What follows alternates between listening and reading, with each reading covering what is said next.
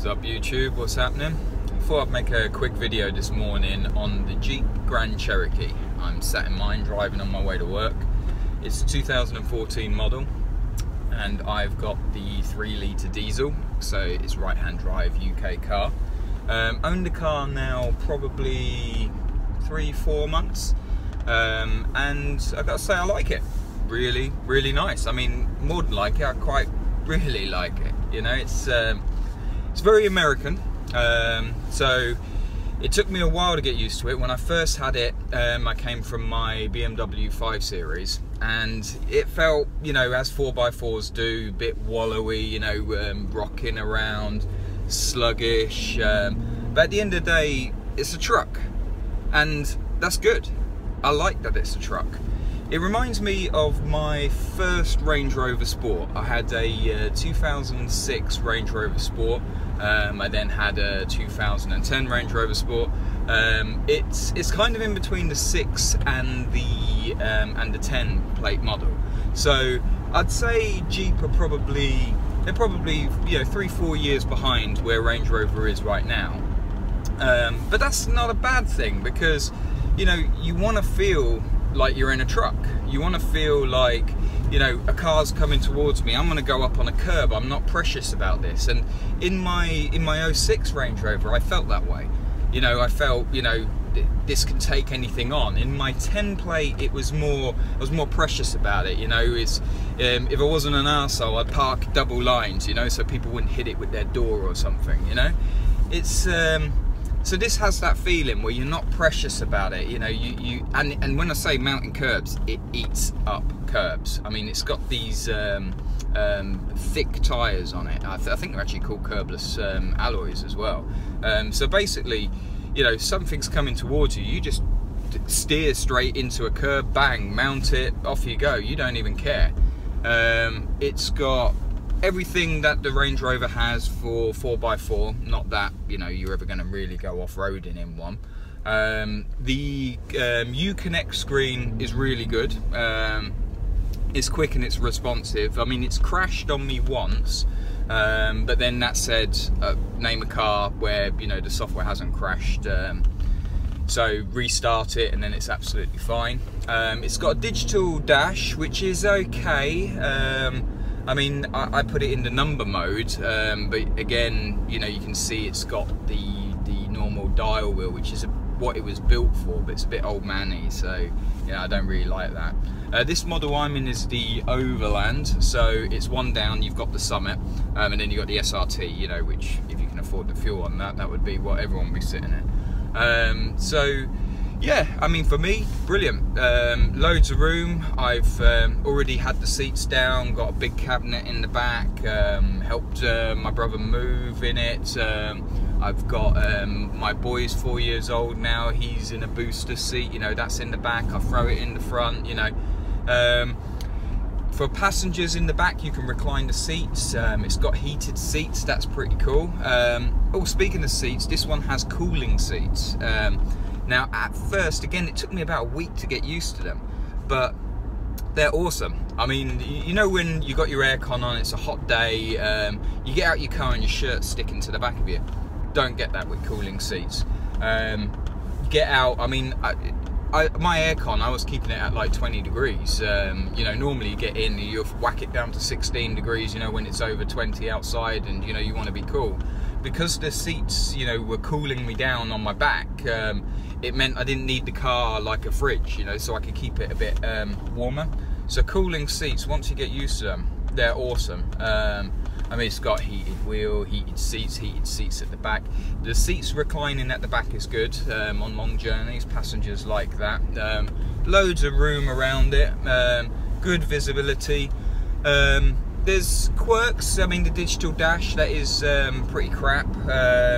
I've had a few issues with mine where the alarm was going off, so it went back to Jeep. Jeep customer service, really good in the UK. I went to Northampton, so shout out to the guys in Northampton.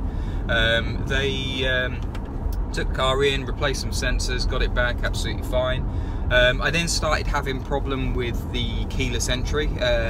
I'd like, well, the keyless entry worked fine, but the actual key fob itself didn't. So I'd have to, you know, you want to double tap your key to open the boot. So, you know, you're coming out of the supermarket, want to open your boot.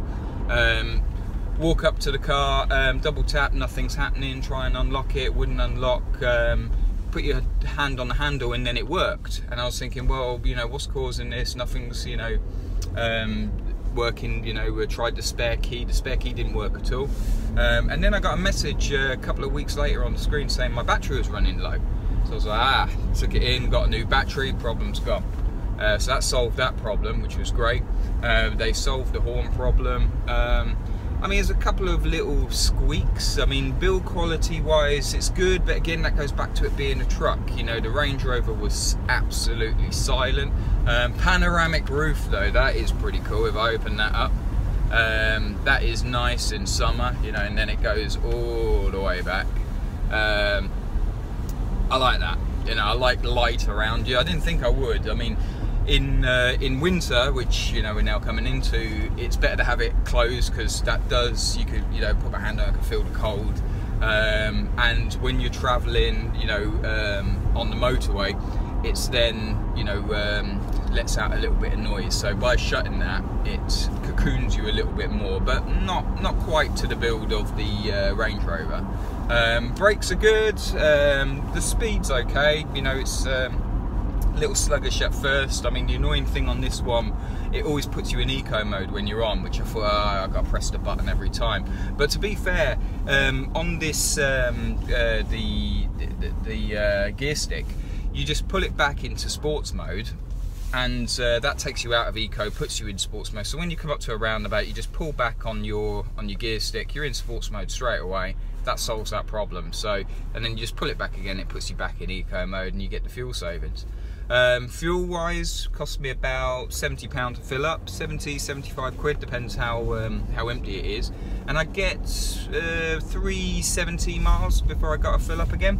I never let the car go all the way to zero, so, you know, it's always sitting in between quarter and empty, usually. Yeah, so 300-400 miles out of a tank, pretty good. I know the old Range Rover, I'd get probably about 270 to 300, so it's definitely an improvement on that. What else to say about it? Not a lot else really. I mean, I like it. You feel like, you know, get used to the Americanness of it. There's no other real way to describe it. When you sit in, you'll understand, you know. But yeah, I like my truck. So anyway, hope the video was helpful for anyone out there who's maybe thinking of getting one. You want to know what the car looks like? There's loads of videos on YouTube, loads of pictures. You know, I think it's one of the best looking 4x4s, that's why I got it. I mean, the only thing better would be the new Range Rover Sport, but then you're looking at 70,000 plus for a new model. They're holding their value quite well.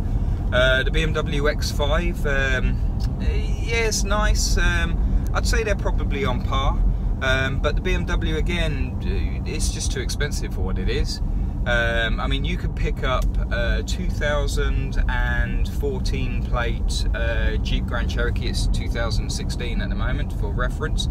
You can get one for about 20 to 25,000 pounds, depending how many miles are on the clock and what it's like. That's for an overland model.